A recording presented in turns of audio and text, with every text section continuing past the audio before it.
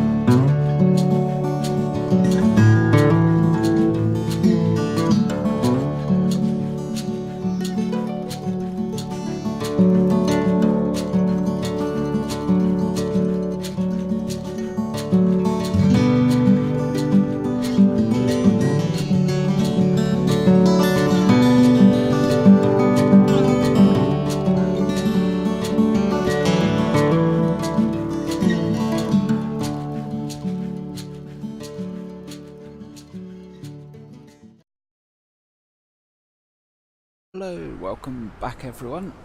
Hopefully that time lapse wasn't too painful to watch. We are still on board our tram here. Quick thing to note, that time lapse, due to the software I'm using, and my system, it has to be said, which isn't great. I am looking to upgrade it when I've got the funds. Just right this second, I can't do much about it. But yeah, it actually took me over 9 hours just to render that time lapse piece down into the short video you see there. And I think there was about an hour and 45 minutes footage, and not that much. But it just goes to show how much work and time goes into these things. Grantee did actually mention something which I will be doing for future time-lapse footage, and that's to actually record it at 10 FPS instead of the standard 30 FPS I'm running it now, because of course, although it's slower, by the time we've sped up, it should sort of balance itself out, and hopefully that may account for the loss of quality that you saw at the end when we was looking over at the depot.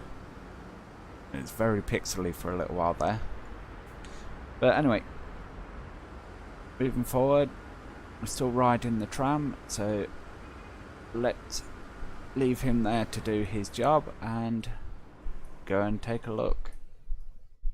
Now, this is our depot. As you can see, we've got our, can't remember what the name of this train is now. It's the Aero train, of course it is. I just had to have that sitting in somewhere. I don't know if I'll find a realistic use for it, but we've got it in nonetheless. Also, we've got our coaches lined up here. Some B&O stock. Again, they may not see usage out on the line, but I had to have it for that reason right there. Coach with my name on, it's got to be in. Then of course we've got our rake of spare Amtrak coaches and this. Now more about this train later. Well, actually in the next video. So moving on, you'd have seen that I put this cord in here. I haven't actually, saying that, put a crossover so we can go this way. I've only just this second noticed that, so that would be helpful, so trains coming from this direction can actually use the cord rather than just having it one way. Now we've got our RDC there, and one coming the other way. Perfect timing. Yeah, tracks have been extended out. As you see, the bridge took a while to get in. I'm not happy with the gap. We'll have to look at that at a later date. And the track sort of end here for now. Likewise, do that, it's a bit smoother. Come to here. We have our yard in. And likewise, tracks end there.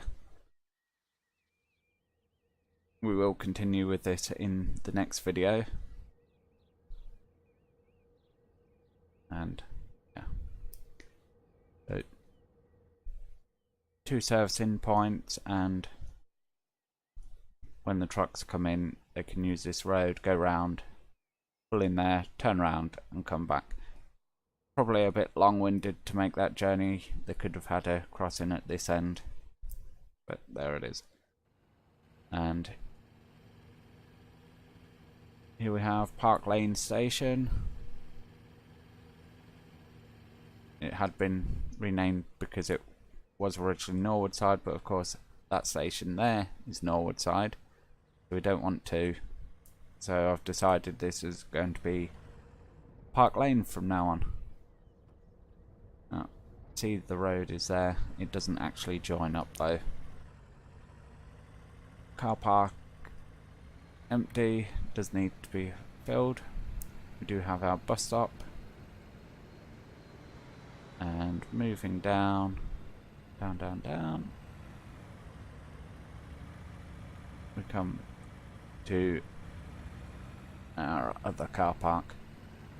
Now these, I'm sure you'll know anyway, but for the few of you who don't, actually function as a road depot. So it does look a bit odd when you buy vehicles from here and you have buses coming out. But you do actually get normal vehicles driving in and out as well, and as you can see there's a little red car going around the top, so it's a pretty nice mod.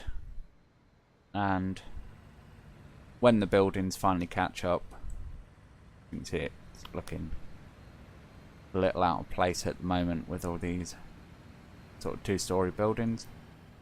We do have some blocks going in there though that are higher. So hopefully we can get this to fill out eventually. That's the aim anyway.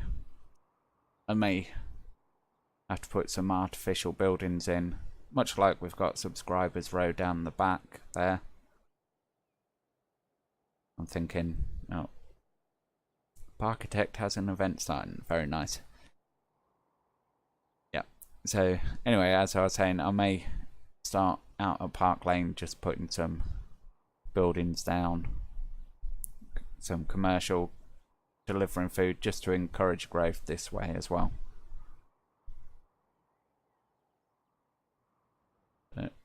Yep, that's where we are.